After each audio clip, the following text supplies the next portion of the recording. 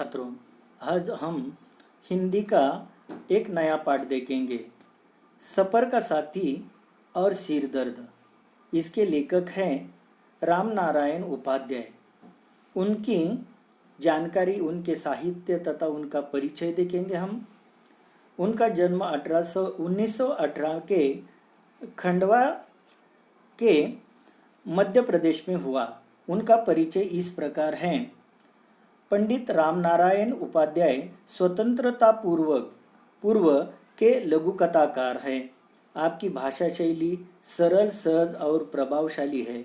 आपकी व्यंग्य, ललित निबंध, रूपक, रिपोर्ट्स, लघुकथाएं, स्मरण आदि विधाओं में 30 से अधिक पुस्तकें प्रकाशित है। आपने हिंदी भाषा के साथ साथ लोक भाषा एवं विभिन्न बोलियों के संवर्धन के लिए उल्लेखनीय कार्य किया है। उनकी प्रमुख कृतियां तथा साहित्य इस प्रकार है। बख्शिशनामा, धुंधले कांच की दीवार, नाक का सवाल, मुस्कुराती फाइलें, व्यंग्य चित्र संग्रह है। मृग के छोने आदि निबंध संग्रह है।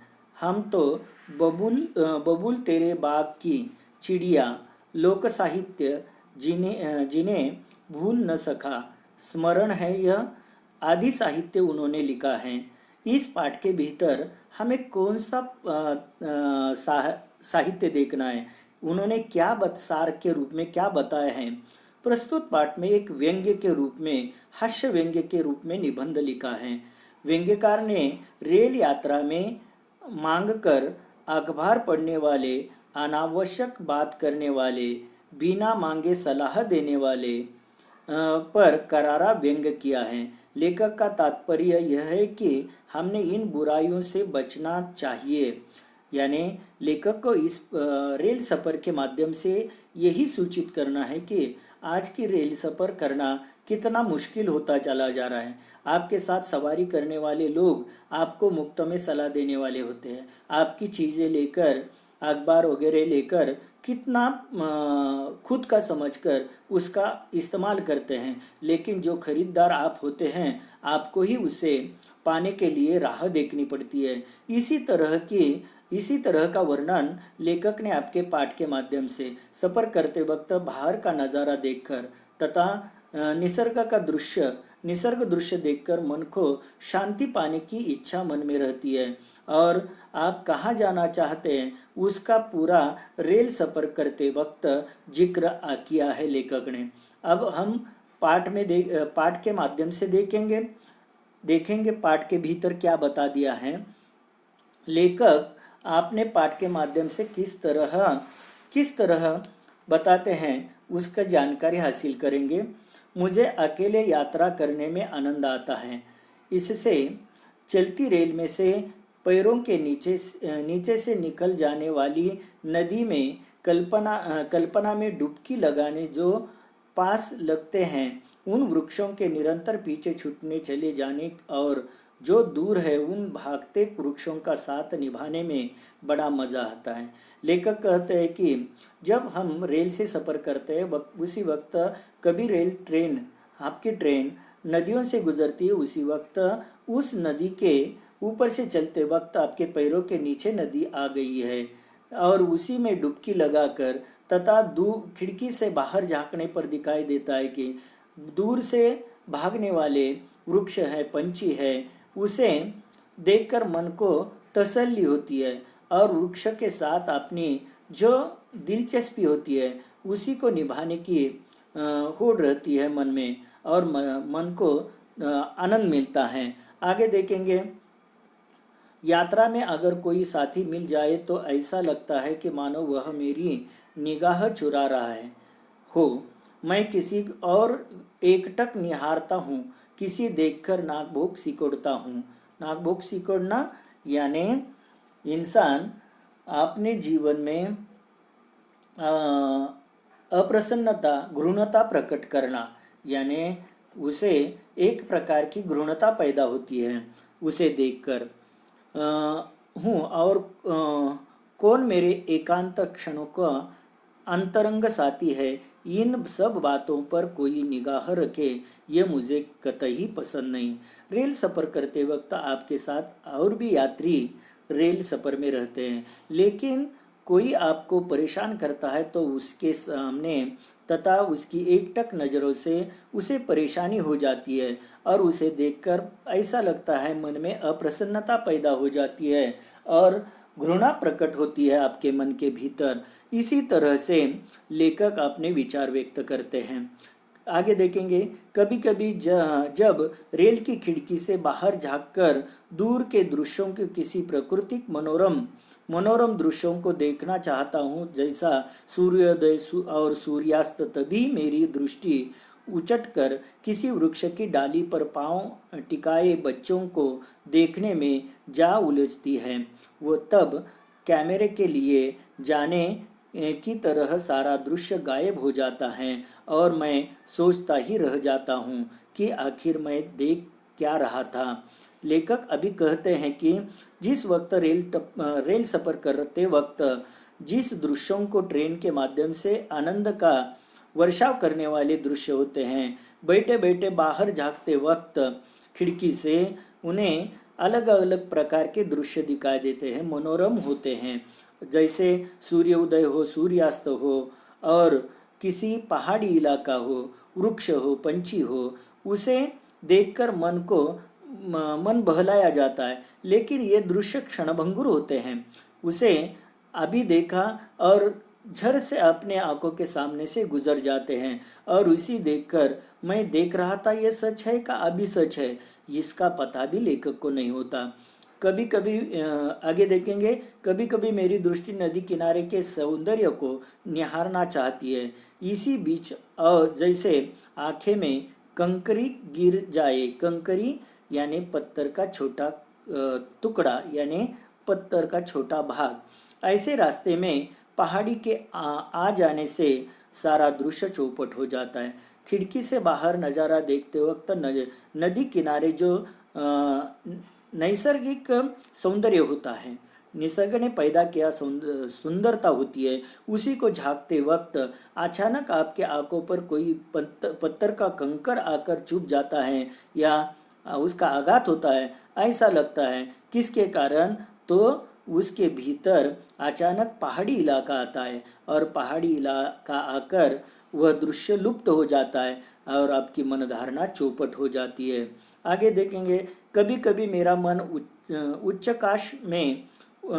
आकाश में उड़ने वाले पंछियों के साथ अंत के और छोर नापना चाहता है। इसी बीच रेल किसी गुफा में प्रवेश कर जाती है और तब लाचार मन को भी मन मारकर सुरंग की उस पतली लकीर में से निकलने को बाध्य हो पड़ता है। लेखक अपने रेल सफ़र का वर्णन करते वक्त निसर्ग को दृश्य देखते देखते अचानक ऐसा कभी महसूस होता है कि आप कोई इधर उधर की झाड़ियाँ तथा निसर्ग देखते हैं और उसी दौरान कोई सुरंग आती है और उस सुरंग के अंदर रेल जाती है, तो आप जो मन में चाहते हैं वह करना तथा पाने में सब नष्ट हो जाता है, चौपट हो जाता है। इसके कारण मन में दुख पैदा होता है। आगे देखेंगे, वैसे मुझे बस की यात्रा कतई पसंद नहीं। उसमें यह भी जरूरी नहीं कि बगल में बैठने वाला आदमी हमारा मनपसंद हो और अनेक बार तो ऐसा व्यक्ति से पाला पड़ता है जो रूठी हुई पत्नी की तरह खान मनाने पर भी सीधे मुंह बात नहीं करता और अगर उससे प्रश्नों के जरिए छेड़खानी की जाए तो हाँ हूँ में जवाब देकर खिड़की से बाहर मुंह लटकाए लेता है। कभी कभी ऐसा भी साथी मिल जाता है कि आप चाहे सुने या न सुने, वह अपनी बात तब तक सुनाता रहेगा जब तक दो में से एक उतर न जाए।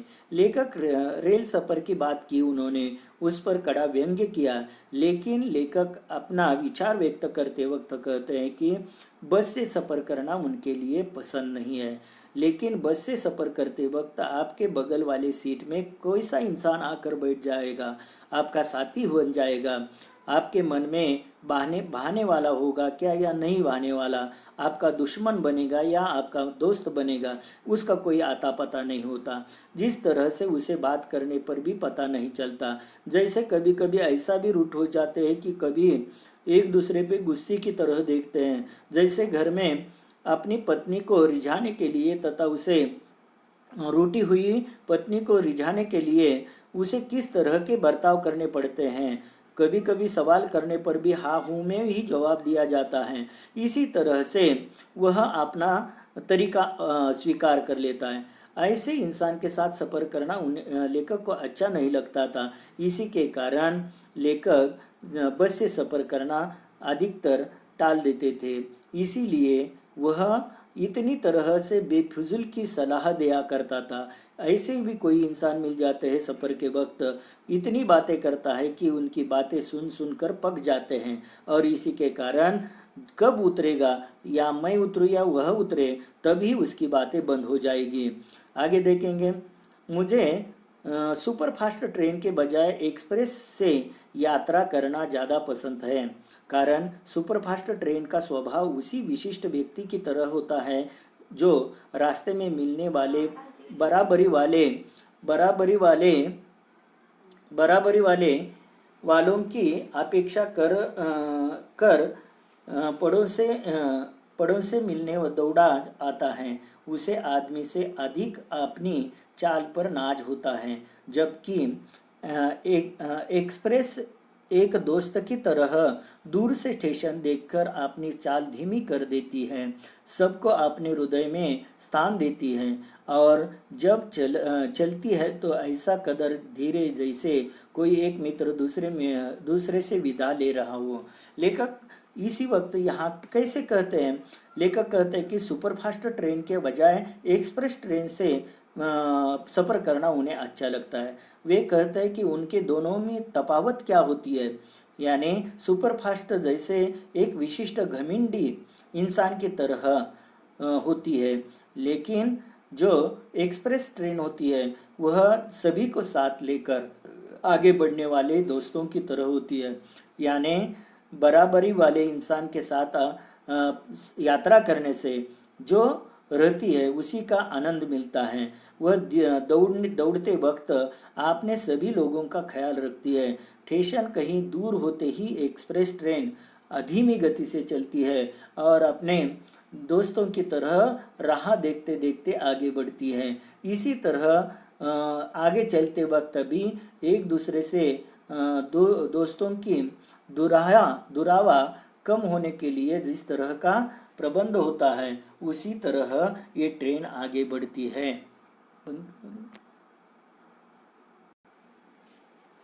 पाठ का अगला भाग देखेंगे। आपने को तो भाई साहब रेल की खिड़की से दुनिया देखने की बड़ा मज़ा आता है। ऐसा लगता है जैसे शीशे में से डिब्बे वाला बायोस्कोप देख रहे हो। यानी रेल की सफ़र करते वक्त अपने खिड़की से बाहर जाकर शीशे से देखना चाहते हैं कि बायोस्कोप लेकर बाहर का नज़ारा, बायोस्कोप यानी दूरबीन लेकर बाहर का नज़ारा देखना है, लेकिन कोई देखने दे तब तो वह दृश्य देखने की इच्छा मन में होती है, लेकिन रेल सफ़र में करते वक्त इतनी भीड़ होती है कि उसके कारण अंदर पाँव रखना तथा बाहर का नज़ारा देखना, सामने वाले सीट पर बैठकर यात्रियों को एक साथ से गप्पे लगाना, अखबार पढ़ना, ये सब फिजूल की बातें होती है। इसी तरह से आपको बाहर का नज़ारा नहीं देखने मिलता। भले ही आपने उसे अभी अभी खरीदा हो, अखबार लेकर आप ट्रेन में घुस जाते हो, लेकिन वह अखबार आपको खुद खरीदा हुआ भी पढ़ने के लिए खुद को नहीं मिलता। उसका विवरण इसी तरह दिया है लेखक ने।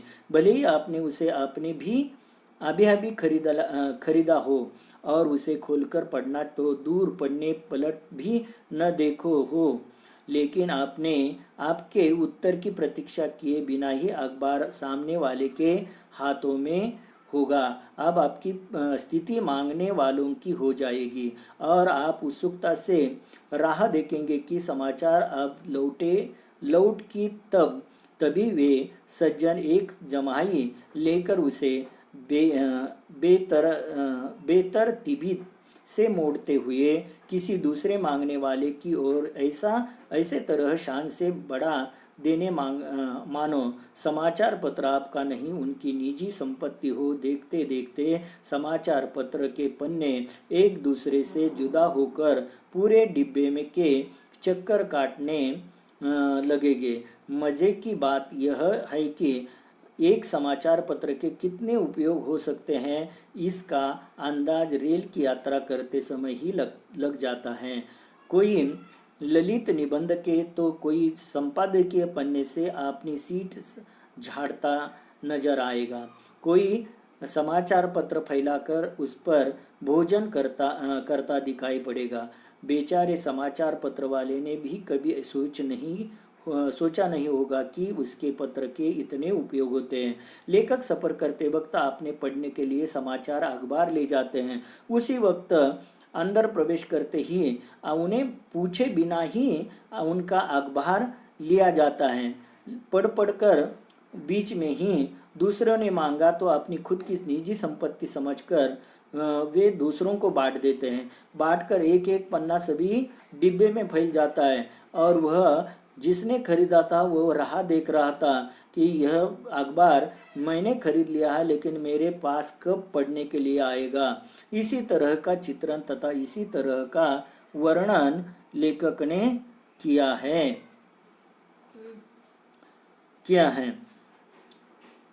इन आगे देखेंगे उस अखबार का उपयोग कितने प्रकार का होता है। कोई बैठने के लिए, सीट साफ करने के लिए, कोई खाना खाने के लिए, इस तरह के अलग अलग प्रयोग अखबार के हो जाते हैं। समाचार पत्र लिखने वाले का पता भी नहीं होगा कि ये समाचार पत्र के इतने ढेर सारे उपयोग होते हैं। आगे देखेंगे इन सबसे परेशान होकर जब आप पीछे की ओर सिर झुकाकर कुछ क्षण आराम करना चाहोगे, इसी बीच सामने से प्रश्न उछलेगा, कहीं तक चले रहे हो। यानी रेल सफ़र करते वक्त आप परेशान होकर थक कर अपने सीट के पिछले हिस्से को अपना सिर चिपका कर शांत आंखें बंद करके बैठेंगे, तब आपको सामने वाला सवाल करेगा आपको कहाँ तक चलना है। आप अनमाने मन से कहोगे भोपाल तक। पूछेंगे भोपाल गाड़ी कितने बजे तक पहुँचेगी, कहेंगे 3:15 बजे। उनका तर्क होगा पहले तो 4 बजे पहुँचती थी, कहा टाइम बदल गया।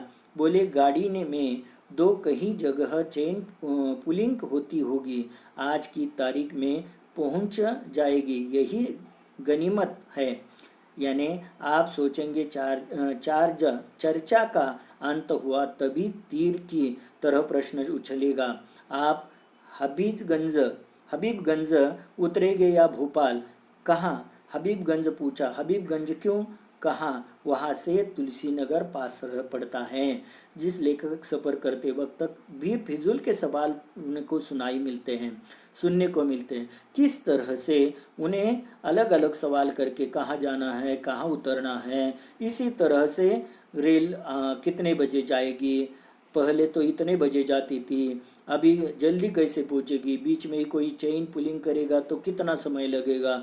इसी पाठ का अगला भाग देखेंगे। वे चिढ़कर कहेंगे खाक पास पड़ता है, ऑटो वाले 5-7 रुपये ठेंगे लेंगे। इससे तो अच्छा है आप भोपाल स्टेशन उतरते वहाँ से 4 कदम चलने पर टेम्पो मिल जाता है जो 50 पैसे टीटी नगर और फिर 50 पैसे में तुलसी नगर को क्या अरोरा कॉलोनी उतार देता है। यानी पैसे बचाने के लिए आपको भोपाल स्टेशन से उतरेंगे और हबीबगंज छोड़कर आप किस तरह से अपने पैसे बचाते हैं इसका बता देते हैं। सोच कहीं यह पुनः हबीबगंज स्टेशन से ले जाकर वहाँ से वापस ट्रेन में न बैठा दे। अतएव चुप्पी साध कर निश्चल बैठ गया। यानी उसकी बातें फिजूल की सुनकर वह परेशान हो जाते हैं, फिर मुझे हबीबगंज लेकर जाकर फिर छोड़ देगा। अगर आप यात्रा पर है तो आपको आपको सहयात्री के प्रश्नों का जवाब देना ही होगा। यानी रेल सफ़र करते वक्त आपके साथी, सहयोगी तथा सफ़र करने वाले इंसान को पूछे हुए सवालों का जवाब देना ही पड़ता है, उससे परेशान हो जाते हैं। पूछा, भोपाल में क्या करते हैं? हाँ, मीटिंग में जा रहा हूँ। वे कहना शुरू कर देते हैं कि आपको तो वल्लभ भवन के अकाउंट सेक्शन में हैं। लोगों के बिल बनाते बनाते अपना भी वेतन निकाल जाते हैं। रहने को ठाठ से सरकारी क्वार्टर मिली है। बीवी और 2 बच्चे हैं। यानी पूरी जन्म कुंडली उससे निकाली जाती है। आप कहाँ नौकरी करते हैं, कैसे रहते हैं, कहाँ रहते हैं, इसी के कारण लोगों को परेशानी होती है। अगर ट्रेन में रेलवे सफ़र कर्मचारी का साथ हो जाए तो सारे रास्ते गाड़ियों के शांटिंग यानी आगे पीछे करने की आवाज़ सुनाई देगी। और कोई कहेगा 8 अप से आ रहा हूँ और 7 डाउन से लौटना है। अगर स्टेशन मास्टर ने सिग्नल नहीं दिया और गाड़ी आउटर पर आकर खड़ी हो गई तो सारा रात वापस घर लौटना मुश्किल होगा। आजकल तो मेल को रोककर माल को पास करना पड़ता है, कारण मालगाड़ी में भरे माल के बिगड़ने का डर रहता है, जबकि मेल में बैठा आदमी बिगड़ता नहीं। अरे नाराज भी तो क्या नहीं होता, क्या खाकर नाराज होगा। अगर शिकायत करना चाहा तो शिकायत पुस्तिका मांगे, जब तक शिकायत पुस्तिका आएगी तब तक रेल चली जाएगी। यानी रेल सफ़र करते वक्त अगर किसी आपके रेल कर्मचारी के साथ दोस्ती होगी तो वह कहेगा अमुक अमुक नंबर गाड़ी से आ रहा हूँ, अप कर रहा हूँ और डाउन करने के लिए शाम की वक्त है। अगर स्टेशन मास्टर ने आपको सिग्नल दिखाया तो आपकी गाड़ी वही रुकी जाएगी आउटर पर, लेकिन आउटर पर खड़ी हो गए तो घर को रात को जाना मुश्किल हो जाएगा। लेकिन कभी कभी ऐसा हो जाता है कि रेलगाड़ी को रोककर सवारी गाड़ी को रोककर माल को भेजने की ज़रूरत होती है, क्योंकि उसमें भरा हुआ माल खराब न हो, इसलिए आगे छोड़ दिया जाता है। लेकिन रेल में बैठा हुआ इंसान बिगड़ जाएगा, उसे खराब हो जाएगा, उसकी कोई दिक्कत नहीं होती। कभी ऐसी शिकायतें करना चाहते हैं लेकिन शिकायत पुस्तिका गाड़ी से उतरकर मांगेगी तब तक गाड़ी निकल जाएगी, इसी तरह की परेशानी होती है। दूसरे ने कहा कि मैं पूछताछ विभाग में काम करता हूँ। रेल सफ़र करते वक्त वह एक दूसरे को सवाल करते हैं कि मैं पूछताछ विभाग में सवाल करता हूँ, उसी तरह सफ़र काम करता हूँ। इसी तरह से सवाल करने पर कैसे कैसे लोग सवाल पूछते हैं उसकी जानकारी उन्होंने दी है। कैसे कैसे सवाल पूछे जाते हैं। कोई पूछता है कि 10 बजे वाली रेल कब आएगी, कोई पूछता है कि छोटी लाइन वाली गाड़ी कहाँ पर खड़ी होगी, मानो उसकी बड़ी लाइन पर खड़ी होने का आदेश होगा। एक दिन एक आदमी ने तो कमाल कर दिया, पूछा कि क्यों भाई साहब, बिना टिकट के लिए बाहर जाने का रास्ता कहाँ से है। इसी तरह के अलग अलग सवाल लोग पूछे जाते हैं, यानी परेशान करते हैं। मैंने कहा मेरे पास बैठ जाओ, मैं भी एक दिन इसी तरह रास्ता पूछते पूछते यहाँ आया था। अब लोगों को बाहर जाने का रास्ता बताने का काम करता हूँ। वह कर्मचारी पूछताछ विभाग वाला वह कहता है कि भाई साहब, मैं ऐसा ही एक दिन आया था पूछते पूछते, मैं अभी तक यहीं बैठा हूँ, आपको यहीं बैठो, मैं आपको बाहर जाने का रास्ता बता दूंगा।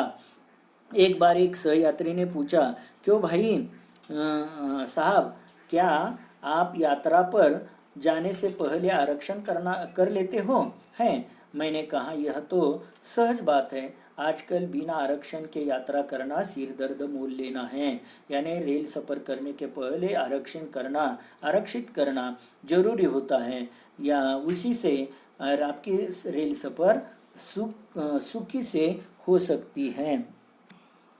इसी तरह से वह बताते हैं। लेकिन रेल सफ़र करते वक्त आरक्षण करना कितना मुश्किल है वह बता देते हैं। लेखक कहते हैं, वे बोले, आप भी अजीब आदमी हैं, सिर दर्द तो आरक्षण करने में है, आप तो चक्कर काटते हैं तब कहीं एक सीट मिलती है, आप शान से टिकट जेब में रखते हैं और अड़क कर डिब्बे में प्रवेश करते हैं, और जब कंडक्टर को आरक्षण का टिकट दिखाते हैं तब वह हिराकर हिकरारत भरी निगाह से देखता है। इकरारत यानी संशयिक दृष्टि से देखता है। जब टिकट है तो क्या देखना, नहीं तो देख लेता।